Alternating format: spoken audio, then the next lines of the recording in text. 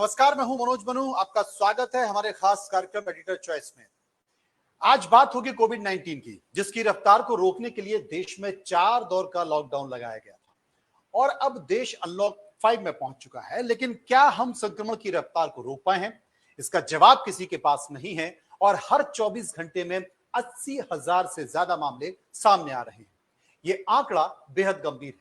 हालांकि राहत इस बात की है कि हमारा रिकवरी रेट भी उतनी तेजी से बढ़ रहा है। तमाम सारी बातों के साथ साथ आप भी वो 15वें शख्स हो सकते हैं जो संक्रमण का शिकार हो चुके हैं, क्योंकि सरकारी आंकड़ा भले ही अभी लाखों में हो, लेकिन दूसरी सीरो रिपोर्ट का अनुमान है कि देश में 10 करोड़ लोग अब तक संक्रमित हो चुके हैं। यकीन मानिए, गौर करिए कि देश में आईसीएमआर की दूसरी सीरो रिपोर्ट कहती है कि इस सर्वे के मुताबिक अब देश की 90% आबादी अब तक वायरस का खतरा बरकरार है और ग्रामीण इलाकों के मुकाबले शहरी क्षेत्रों में कोरोना का सबसे ज्यादा कहर देखने को मिल रहा है। इस रिपोर्ट के मुताबिक 10 करोड़ लोगों के संक्रमित होकर ठीक होने का अनुमान भी जताया जा रहा है। कोरोना संक्रमण की दर ग्रामीण इलाकों में शहरों से आधी है। सीरो रिपोर्ट के मुताबिक देश में हर 15वां शख्स कोरोना से संक्रमित हो चुका है। यकीन नहीं होता ना, लेकिन यकीन कर लीजिए। बड़ी बात यह है कि 10 से 18 साल की उम्र के 6.6% लोगों में एंटीबॉडी मिले हैं, जिसमें झुग्गियों में 15.6%, शहरी इलाकों में 8.2%, ग्रामीण और 4.4% ग्रामीण इलाकों में लोगों में एंटीबॉडी है। दरअसल एंटीबॉडी तब बनती है जब आप संक्रमण के शिकार हो जाते हैं। मतलब साफ है कि 10 करोड़ लोग संक्रमण की जद में आ चुके हैं। ये आंकड़े दूसरे सीरो रिपोर्ट के हैं। दरअसल देश में 11 मई से 4 जून तक पहला सीरो सर्वे कराया गया था, जिसमें करीब 1 करोड़ लोगों में एंटीबॉडी पाई गई और तब मरीजों का सरकारी आंकड़ा करीब 1.5 करोड़ का था।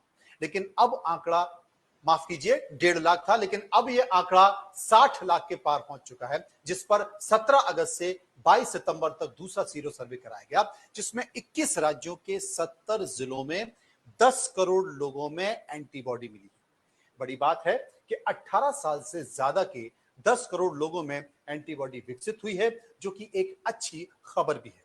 इस बीच आपके मन में यह सवाल भी जरूर आया होगा कि आखिर यह सीरो सर्वे क्या होता है। हम आपको बताते हैं कि जब भी कोई संक्रमण फैलता है तो उस संक्रमण को मॉनिटर किया जाता है और इसके लिए कराया जाता है सीरो सर्वे। सीरो सर्वे में शरीर में पैदा हुई एंटीबॉडी का पता लगाया जाता है। संक्रमित मामलों में ठीक होने वाले मरीजों में एंटीबॉडी बनती है और यह एंटीबॉडी वायरस के खिलाफ शरीर को प्रतिरोधक क्षमता देती है। तो सरकारी आंकड़ों को एक तरफ रखिए और संक्रमण से बचना है तो थोड़ा सावधान रहिए, क्योंकि खतरा अभी टला नहीं है। 10 करोड़ लोग, यकीन मानिए, 10 करोड़ लोग संक्रमित हो चुके हैं और देश में 93% आबादी अब भी संक्रमित से बची हुई है, संक्रमण से बची हुई है। मध्य प्रदेश के लिहाज से देखें तो सरकारी आंकड़ा कुछ भी कहे, लेकिन भोपाल में 4.5 लाख, जी हां, करीब 4,35,000 और इंदौर में 2,33,000 की आबादी संक्रमण का शिकार हो चुकी है। इसी विषय पर हम चर्चा करेंगे, जानने की कोशिश करेंगे, समझने की कोशिश करेंगे। हमारे पैनल में इस वक्त 2 डॉक्टर जुड़ रहे हैं, जिनसे हम समझेंगे कि आखिर क्या स्थिति है। डॉक्टर रामचंद्रन हैं, जो कि एम्स रायपुर से हमारे साथ मौजूद हैं, और कमल मुल्कानी साहब हैं, जो कि अरविंदो मेडिकल कॉलेज इंदौर से हमारे साथ जुड़ेंगे। सबसे पहले डॉक्टर रामचंद्रन साहब से मैं जानना चाहता हूं। रामचंद्रन साहब, पूरे देश में शुरुआती दौर में आपने देखा लॉकडाउन 1, लॉकडाउन 2, लॉकडाउन 3 और लगातार पूरे देश में चर्चा हुई। धीरे धीरे मैं महसूस कर रहा हूं कि कोरोना का डर लोगों से हट रहा है और लोग आम जिंदगी जी रहे हैं, लेकिन खतरा टला नहीं है। ऐसे में सरकार ये समझना चाहती थी, तमाम सरकारी एजेंसियां ये जानना चाहती थी, क्या वाकई कोरोना जिस रफ्तार सरकारी आंकड़ों में दिखाई दे रहा है, क्या वाकई हकीकत वो है या इससे अलग है। डॉक्टर साहब, मैं आपसे जानना चाहता हूं कि ये जो सीरो सर्वे है, और सीरो सर्वे बताता है कि देश के करीब 10 करोड़ लोगों को संक्रमण हो चुका है, लेकिन उनके अंदर एंटीबॉडी पैदा हुई है। इसे आप विस्तार से समझाएं, क्योंकि भीड़ में, खबरों की बहस में यह बहस हट गई है, इस पर चर्चा हो नहीं रही है, लोगों में डर खत्म हो गया है। इसलिए हम इस मुद्दे को एक बार उठाना चाहते हैं, क्योंकि यह देश से जुड़ा हुआ मुद्दा है, लोगों की सुरक्षा से जुड़ा हुआ मुद्दा है, लोगों की जान से जुड़ा हुआ मुद्दा है। नमस्कार। सबसे पहले मैं मेरा नाम करेक्ट करना चाहूंगा कि मैं डॉक्टर R.K. रामचंदानी हूँ जी एम्स रायपुर से। जी जी। तो आप बोल रहे हैं सेरो सर्विलेंस हो रहा है देश में और 10 करोड़ से ज्यादा लोग हो गए हैं। सेरो सर्विलेंस का मतलब है कि आपके बॉडी में कितना इम्यूनिटी पैदा हुई है। कोई भी वायरस या कोई भी बैक्टीरिया, कोई भी इन्फेक्शियस एजेंट अगर इन्फेक्शन होता है तो बॉडी में एक रेजिस्टेंस पावर होता है जो कि ब्लड में उसके रेजिस्टेंस के अगेंस्ट में आपको एंटीबॉडी पैदा होती है। तो सेरो सर्विलेंस का मतलब है आपका ब्लड में एंटीबॉडी देखी जाती है जिससे आपको ये पता चल रहा है कि आपको कितने लेवल में इन्फेक्शन हुआ है, कितने पॉपुलेशन को। और अगर वैक्सीनेशन, जिस बीमारी के लिए वैक्सीनेशन डेवलप हुआ है उसके लिए ये पता चलता है कि कितनी वैक्सीनेशन इफेक्टिव हुई है। लेकिन क्योंकि कोरोना केस में वैक्सीनेशन अभी तक आया नहीं जी। तो सेरो सर्विलेंस एक इनडायरेक्ट एसेस है कि कितने पॉपुलेशन में ये वायरस जो कोरोना का है वो इन्फेक्शन किया है। लेकिन जो सर्वे है, सीरो सर्वे, वो बताता है कि शहर, गांव और ग्रामीण इलाकों में और झुग्गी बस्तियों में इसको देखा गया, डिवाइड किया गया और ये समझने की कोशिश की गई है कि किसके अंदर प्रतिरोधक क्षमता ज्यादा है, कौन किसके शरीर में बेहतर तरीके से क्षमता है इस वायरस से लड़ने की। अगर हम झुग्गी, शहर और गांव में इसको विभाजित करें, अगर सीरो सर्वे को देखें तो क्या नजर आता है? देखिए, सीरो सर्विलेंस का अभी तक तो नजर देखिए, गवर्नमेंट ने शुरुआती दौर में कई स्टेट में की है। जैसे दिल्ली में दूसरा फेज चालू हो रहा है, छत्तीसगढ़ में अभी एक ही फेज हुआ है। और ये लोग पॉपुलेशन का एक माने सैंपल कलेक्शन करते हैं। इन लोग का कुछ साइंटिफिक बेस में, तो जैसे आपका इलेक्शन में वोट का रिप्रेजेंट ऐसे सैंपल रिप्रेजेंटेशन होता है, उसी आधार पे ओवरऑल पॉपुलेशन का एसेस होता है। तो इसी शुरुआती दौर में अभी भी लग रहा है कि हालांकि ये लोग क्या अभी भी लग रहा है कि बहुत ज्यादा पॉपुलेशन दिल्ली जैसे स्टेट में अभी तक पिछला सर्वेलेंस में 22% हुआ था पॉपुलेशन इन्फेक्टेड है। अभी ये लोग अभी जो किए उसका रिजल्ट अभी आया नहीं, तो ये सोच रहे 40% तक इन्फेक्शन होगा एक्सपेक्टेड। तो इसका इनडायरेक्ट है कि आपकी कितने लोग अफेक्टेड हुए, कितनी हमारी हार्ड इम्यूनिटी माने पब्लिक लेवल में इम्यूनिटी कितना पैदा हो रही है, इसका एक एसेस होता है। क्योंकि हमारे पास वैक्सीन नहीं है, वैक्सीन आने के बाद पब्लिक में पूरा वो उसके पब्लिक लेवल तक पहुंचने के लिए टाइम है, तब तक क्या हम ऐसे लोग मरते रहेंगे क्या? तो इसी कारण ये एक सर्विलेंस हो रहा है कि ज्यादा से ज्यादा लोग इन्फेक्टेड है, लेकिन इन्फेक्टेड होने के बाद एंटीबॉडी इम्यूनिटी लेवल, अपनी बॉडी का रेजिस्टेंस पावर डेवलप किया ताकि ये वायरस भले सबको इन्फेक्ट करे लेकिन खतरनाक न रहे, न जानलेवा रहे। तो डॉक्टर, बिल्कुल ठीक, डॉक्टर कमल मुल्कानी इस वक्त इंदौर से अरविंद मेडिकल कॉलेज से हमारे साथ जुड़ गए। उनसे हम जानने की कोशिश करेंगे, समझने की प्रयास करेंगे। डॉक्टर साहब, आपसे एक मैं चीज समझना चाहता हूं, क्योंकि अगर देखें शुरुआती दौर में बहुत सारे कार्यक्रम हुए, लगातार चर्चा भी हम करते रहे और ये समझने की कोशिश करते रहे कि आखिर ये वायरस क्या है। उस वक्त भी तमाम जो पैनलिस्ट थे, तमाम डॉक्टर्स थे, उन लोगों ने इस बात का जिक्र किया था कि देश की 85% आबादी को ये होकर रहेगा। ऐसा हो सकता है कि ये हो जाए और आपको पता भी न चले और आपके अंदर एंटीबॉडी डेवलप हो जाए। WHO ने भी तमाम सारी बातें कही कि आप अपना ख्याल खुद रखिए, ना सरकार आपकी मदद कर सकती है और ना ही कोई वैक्सीन फिलहाल कोई आपकी मदद कर सकता है। ऐसे में जो सीरो सर्वे है वो बताता है कि 10 करोड़ लोग संक्रमित हो चुके, एक अनुमान है, जो कि मुझे लगता है कि सैंपल के आधार पर देखा जाए ठीक है। यानी कि खतरा अब भी बरकरार है। भगवान भरोसे रहिए, मास्क के साथ चलिए। देखिए, सीरो सर्वे जो भी होता है इसमें IgG एंटीबॉडीज डिटेक्ट करते हैं, anti-SARS-CoV-2 IgG एंटीबॉडीज। पर हमें अभी भी ये नहीं पता है कि ये न्यूट्रलाइजिंग एंटीबॉडीज हैं कि नहीं है। यानी ये एंटीबॉडीज पेशेंट्स की प्लाज्मा में, ब्लड में बन तो रहे हैं, लेकिन एंटीजन जब आएगा, वायरस से जब इन्फेक्शन होगा कोरोना वायरस से इन पेशेंट्स का, उनमें ये एंटीजन को न्यूट्रलाइज कर पाएंगे कि नहीं। यानी सारी एंटीबॉडीज न्यूट्रलाइजिंग एंटीबॉडीज नहीं होती है, एक बात तो ये है। यानी सीरो सर्वे में हम केवल IgG एंटीबॉडीज डिटेक्ट कर रहे हैं, पर वो अगली बार पेशेंट को इन्फेक्शन से बचाएंगे कि नहीं, ये अभी प्रूवन नहीं है।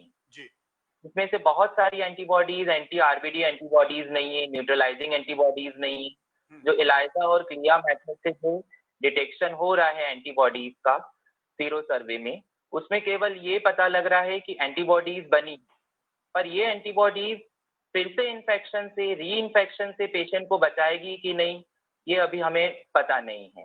इसीलिए सीरो सर्वे के नतीजों से केवल हम इतना बोल सकते हैं कि एंटीबॉडीज बनी है पेशेंट के, और उस जितने लोगों में एंटीबॉडीज बनी है, इसका मतलब इतने लोग इन्फेक्ट हो चुके हैं, जो कि जो सरकारी आंकड़े हैं उससे कहीं ज्यादा है। कहीं ज्यादा लोग कोरोना वायरस से 4-5-6 महीनों में इन्फेक्ट हो चुके हैं।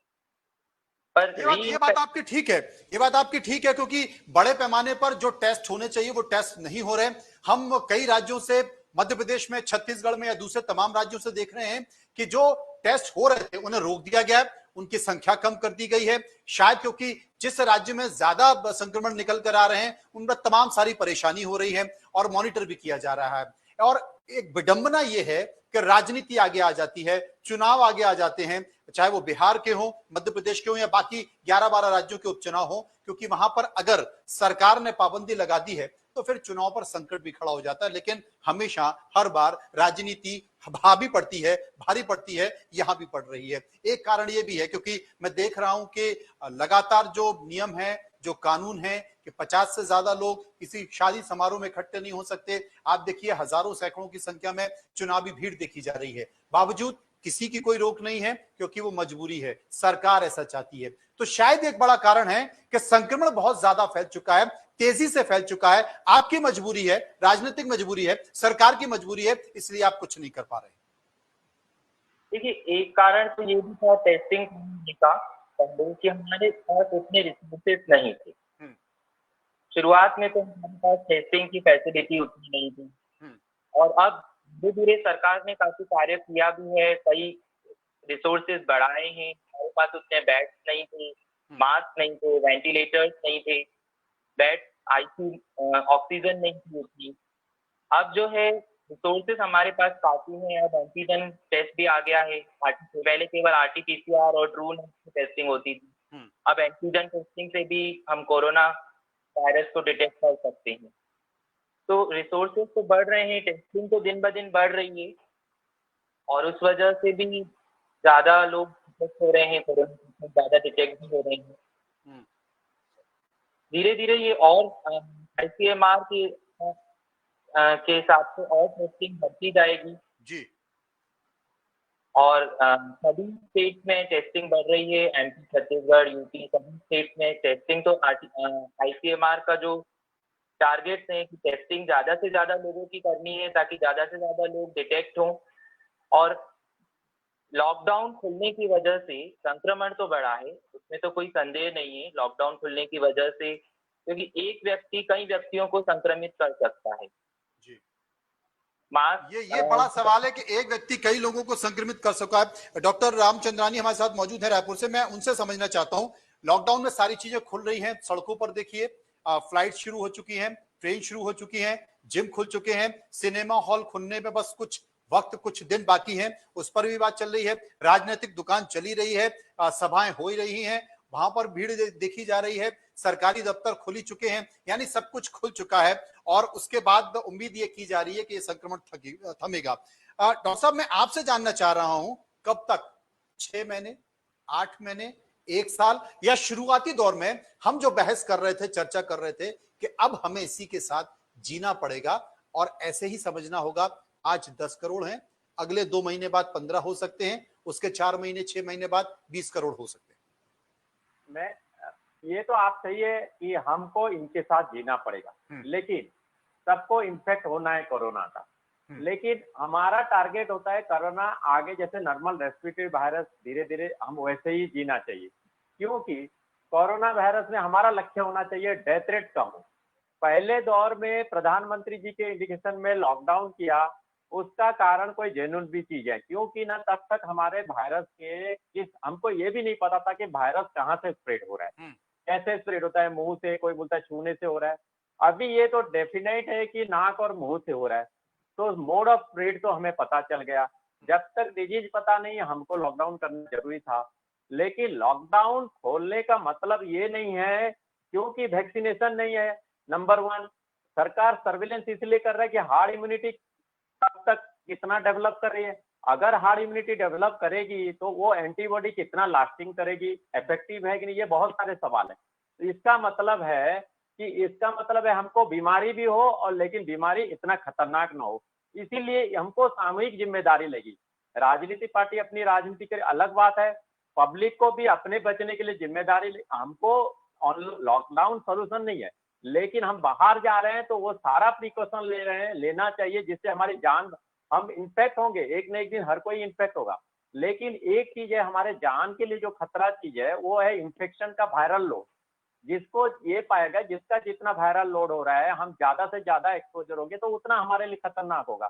तो हम कम से कम उसी हिसाब से चलें, थोड़ा हम श्रृंखलित जीवन यापन करें, भले अनलॉक हो। हम तो महीनों लॉकडाउन नहीं कर सकते ना, ये बीमारी चलते रहेगी, वैक्सीनेशन आएगी, पब्लिक लेवल में इम्प्लीमेंटेशन हो, इसमें सालों भी लग सकते हैं, हार्ड इम्यूनिटी सालों लग सकते हैं। तो हमें वो चीज, हम अपनी सुरक्षा, अपना जीवन, अपना सुरक्षा मान के चलेंगे। सब कोई, हर पब्लिक जिम्मेदार लेगा, सरकार अपनी काम करे ना करे उनकी है, हमको तो अपना जीवन, सबको अपना अपना अपना लेवल में एक सोशल जिम्मेदारी है, क्योंकि आपके बिल्कुल जिम्मेदारी भी है। और शायद जो जो जो जो एंटीबॉडी तैयार हो रही है शरीर में, लोग बहुत ज्यादा अवेयर हैं। कोई विटामिन सी की गोलियां खा रहा है, कोई जिंक की गोलियां खा रहा है, कोई विटामिन डी खा रहा है, कोई काढ़ा पी रहा है, कोई दिन भर गर्म पानी पी रहा है। वो तमाम तरह के प्रयास चल रहे हैं जिसको जो जानकारी है। लेकिन डॉक्टर कमल, एक चीज मैं आपसे पूछना चाहता हूं, क्या आप मानते हैं कि जिन बातों का जिक्र किया, जिन शब्दों का, जिन दवाओं का जिक्र किया मैंने, वो अगर ले रहे हैं तो शायद आपको कोविड-19 होता है और उसके बाद निकल भी जाता है, पता नहीं चलता? नहीं, ये विटामिन सी लेने से, खाना पीने की दवाइयां लेने से, इससे इम्यूनिटी अच्छी होती है। ये इम्यूनिटी से किसी भी, कोई भी इन्फेक्शन हो, कोरोना के अलावा दूसरे इन्फेक्शन में भी ये सब चीजें बचाव करती हैं। पर कोविड-19 डिसीज के लिए ये स्पेसिफिक इम्यूनिटी नहीं है। स्पेसिफिक इम्यूनिटी जो है वो आईजीजी एंटीबॉडीज से ही, यानी इन्फेक्शन होने के बाद जो एंटीबॉडीज बनती हैं शरीर में, उससे ही आती है। हाँ, ये है कि विटामिन सी, जिंक और काढ़ा जो आप बताएं, इन सब चीजों से इम्यूनिटी अच्छी होती है, जनरल इम्यूनिटी अच्छी रहेगी, तो कोरोना वायरस से लड़ने में हेल्प मिलती है। पर ऐसा नहीं है कि ये सब लेने के बाद इन्फेक्शन नहीं हो सकता। इन्फेक्शन तो अगर किसी के कांटेक्ट में आया है कोई पर्सन, तो इन्फेक्शन फिर भी होगा ही, पर इन्फेक्शन माइल्ड होगा या मॉडरेट होगा। उसकी सीवियरिटी उतनी नहीं होगी क्योंकि इम्यूनिटी अच्छी है पर्सन की, तो उसकी सीवियरिटी उतनी नहीं होगी कोविड-19 की।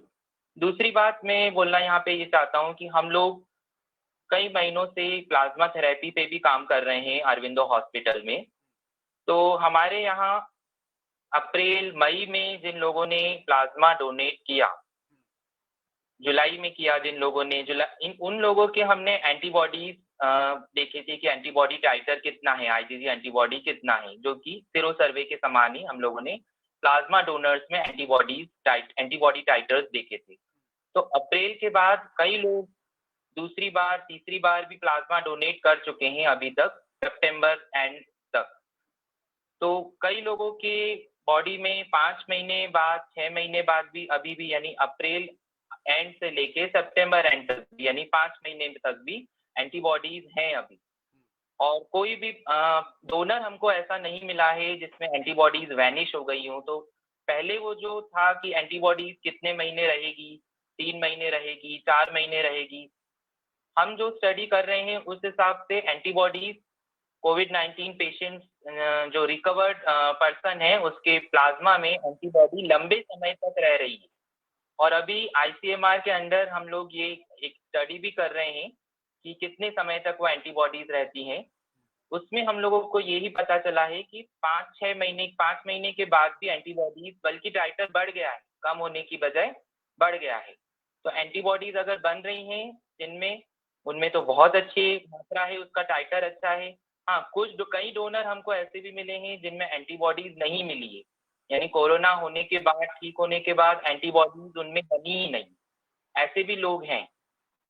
तो इनमें री इन्फेक्शन ऐसे भी लोग हैं डॉक्टर रामचंद्रानी, एक चीज मैं पूछना चाहता हूं, क्योंकि जिनके अंदर एंटीबॉडी बन चुकी है, जिन्हें जिन्हें कोविड-19 हो चुका है, ये कहा जा रहा है, जिसका जिक्र डॉक्टर कर रहे हैं, अरबिंदो मेडिकल कॉलेज के डॉक्टर कमल कर रहे हैं, लेकिन 3 महीने, 4 महीने या 5 महीने, और उसमें भी ये कहा जा रहा है कि किसी के अंदर 180 है, 130 है, और ये भी कहा जा रहा है कि अगर एक लिमिट से ज्यादा एंटीबॉडी नीचे आ जाती है तो वही व्यक्ति जिसके अंदर एंटीबॉडी बनी है वो खतरनाक हो जाता है संक्रमण फैलाने के लिए, और वो किसी को भी संक्रमित कर सकता है फिर से। ऐसे तो नहीं लग रहा है संक्रमित कर सकता है, लेकिन वो इन्फेक्शन का फिर री इन्फेक्शन हो सकता है, क्योंकि ना वो अगर क्योर हो चुकी है, उसका अगर है नहीं एंटीजन अभी, इन्फेक्शन तभी करेगा जब वायरस होंगे उसमें। अब हो के छूट गया, अब है वो उसका वो अलग बात है, कितने वायरल लोड है उसके ऊपर, लेकिन इम्यूनिटी जो एंटीबॉडी, जैसे डॉक्टर साहब ने बताया, इम्यूनिटी कितने लेवल तक, कितने दिन तक रहती है अभी तक नहीं पता ना। अभी तक इनके हिसाब से 4-5 महीना है, हम तो अभी मार्च से देख रहे हैं बीमारी इंडिया में, खास करके मार्च 18 में पहला केस आया, तो माने मार्च माने जो भी इंडिया में पहले इसी साल आया, तो एक्चुअली इम्यूनिटी कितना स्टार्ट है अभी तक नहीं पता। और दूसरी बात है, पॉपुलेशन 1, 2, 10, 15%, 20% होने से नहीं होगा। हार्ड इम्यूनिटी के लिए 85%, 90% लोगों को इन्फेक्ट होना है, उनको फिर इन्फेक्ट होकर एंटीबॉडी प्रोड्यूस करना है। तो वहां तक, तब तक हमको प्रिवेंटिव मेजर्स बिना लॉकडाउन में हमको डिसिप्लिन वे में लाइफ स्टाइल चेंज करके चलना होगा और फेस करना होगा। फेस करने से हम डरेंगे ज्यादा तो इन्फेक्टेड होंगे, बल्कि उसको डिसिप्लिन वे में हम फेस करेंगे तो ज्यादा बेहतर होगा, तब तक जब तक कि हार्ड इम्यूनिटी या vaccination full proof public level तक न पहुंचे। क्या आप भी यही मानते हैं डॉक्टर कमल?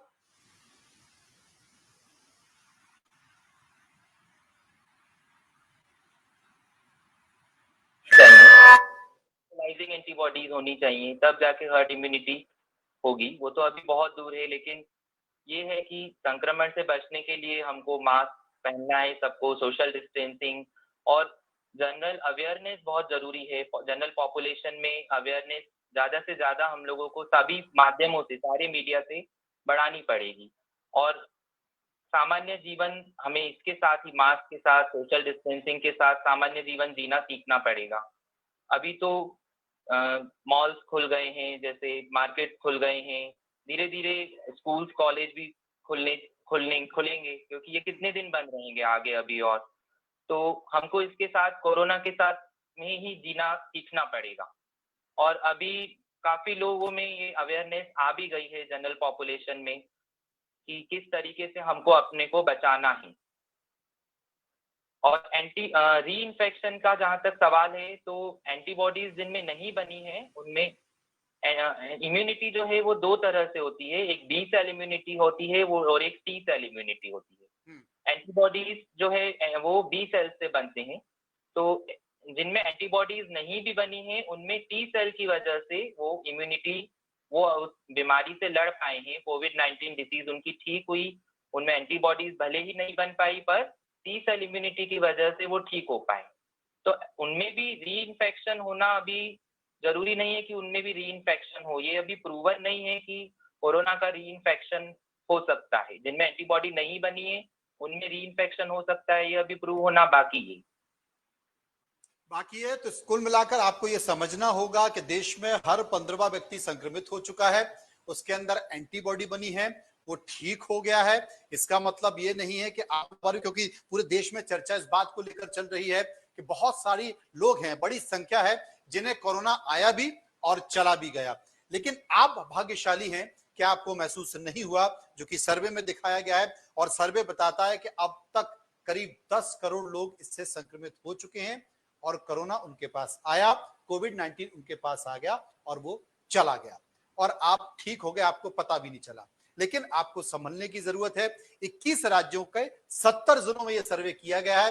यह संख्या बढ़ सकती है, हमें इसके साथ जीना है, हमें इसके साथ लंबे समय तक चलना है, जब तक कि वैक्सीन नहीं आ जाता। वैक्सीन के बारे में अब तक कोई भी स्पष्ट बात सामने नहीं आई है। तमाम तरह के प्रयास चल रहे हैं, लेकिन इंतजार करना होगा। बहुत बहुत शुक्रिया करेंगे हम रायपुर में डॉक्टर आर.के. साहब का, शुक्रिया हम करेंगे डॉक्टर कमल का, जो हमारे साथ इस पर चर्चा में बने रहे। फिलहाल इतना ही एडिटर चॉइस में, बाकी खबरों के लिए आप चलते रहिए इंडिया न्यूज के साथ।